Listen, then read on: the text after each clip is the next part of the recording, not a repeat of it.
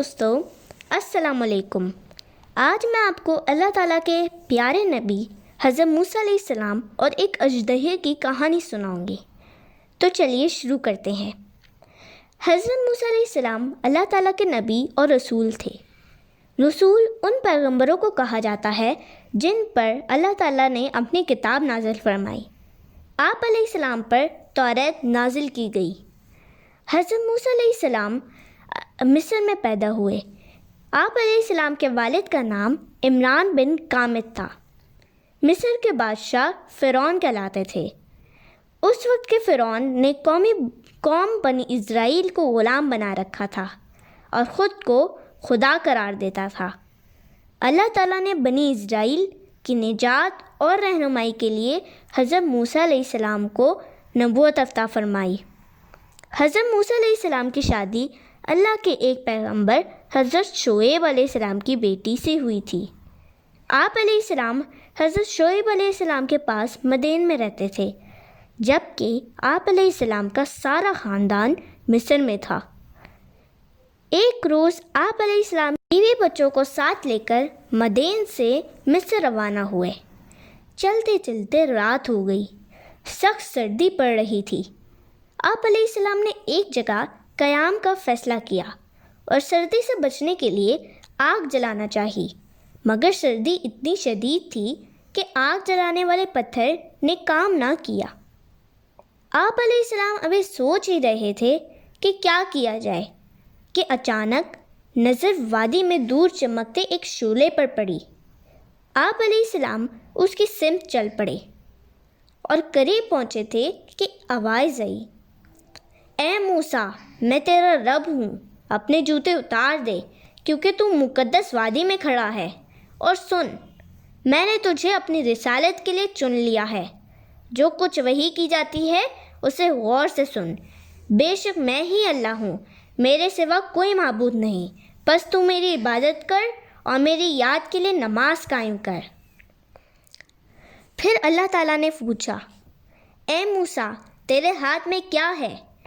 حضرت موسیٰ علیہ السلام نے فرمایا، یہ میری لاٹھی ہے، بکریاں چراتے وقت میں اس پر سہارا لیتا ہوں، اس سے بکریوں کے لیے پتے جھاڑ لیتا ہوں اور اس کے علاوہ بھی کئی کام کر لیتا ہوں۔ اللہ تعالیٰ نے فرمایا، موسیٰ، لاٹھی کو زمین پر ڈال دے۔ آپ علیہ السلام نے حکم کی تعمیل کی اور لاٹھی کو زمین پر ڈال دیا۔ لاٹھی کا زمین پر گرنا تھا کہ وہ ایک بڑا اژدہا بن گئی اور ادھر ادھر رینگنے لگی۔ حضرت موسیٰ علیہ السلام گھبرا گئے اور پیٹھ موڑ کر بھاگے ہی تھے کہ اللہ تعالیٰ نے فرمایا، موسیٰ، خوف نہ کھاؤ، اسے پکڑ لو، ہم اس کو اس کی اصل حالت پر لوٹا دیں گے۔ حضرت موسیٰ علیہ السلام کی لاٹھی ایک سرے سے 2 شاخیں تھی، وہی 2 شاخیں اژدہے کا منہ نظر آ رہا تھا۔ آپ علیہ السلام پریشان تھے اور اسے پکڑتے ہوئے گھبرا رہے تھے، تاہم اللہ تعالیٰ کی قربت نے انہیں مطمئن اور بے خوف کر دیا، اور آپ علیہ السلام نے اژدہے کے منہ پر ہاتھ ڈال کر اسے پکڑ لیا۔ ہاتھ میں آتے ہی وہ اژدہا دوبارہ لاٹھی بن گیا۔ اب اللہ تعالیٰ نے حکم فرمایا، اے موسیٰ، اپنے ہاتھ کو گریبان کے اندر لے جا کر بغل سے لگاؤ، دیکھو کہ وہ ہر مرض سے پاک اور بے داغ چمکتا ہوا نکلے گا۔ آپ علیہ السلام نے حکم کی تعمیل کی اور اللہ تعالیٰ کے فرمان کے مطابق آپ علیہ السلام نے ہاتھ چمکتا ہوا پایا۔ اللہ تعالیٰ نے ارشاد فرمایا، موسیٰ، ہماری جانب سے تمہاری نبوت اور رسالت کے 2 بڑے نشان ہیں، یہ تمہارے پیغام، صداقت اور دلائل کی زبردست تائید کریں گے۔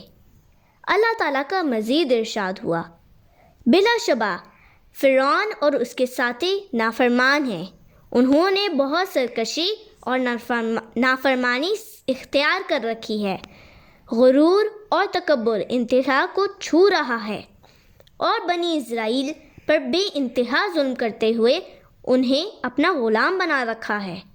جاؤ اور ان کو غلامی سے نجات دلاؤ۔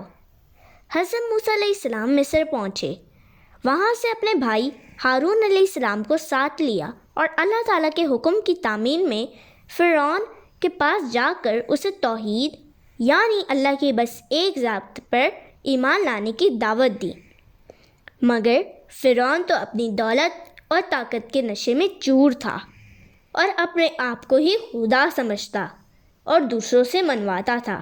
اس نے حضرت موسیٰ علیہ السلام کی دعوت حق قبول کرنے کی بجائے آپ علیہ السلام کا مذاق اڑایا، قید میں ڈال دینے کی دھمکی دی، مگر حضرت موسیٰ علیہ السلام اس کی دھونس دھمکی میں نہ آئے تو فرعون کہنے لگا، اچھا اگر تو اپنے وعدے میں سچا ہے تو کوئی معجزہ دکھا۔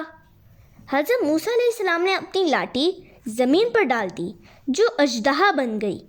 پھر آپ علیہ السلام نے اپنا ہاتھ گریبان میں داخل کر کے باہر نکالا تو وہ روشن ستارے کی طرح چمکنے لگا۔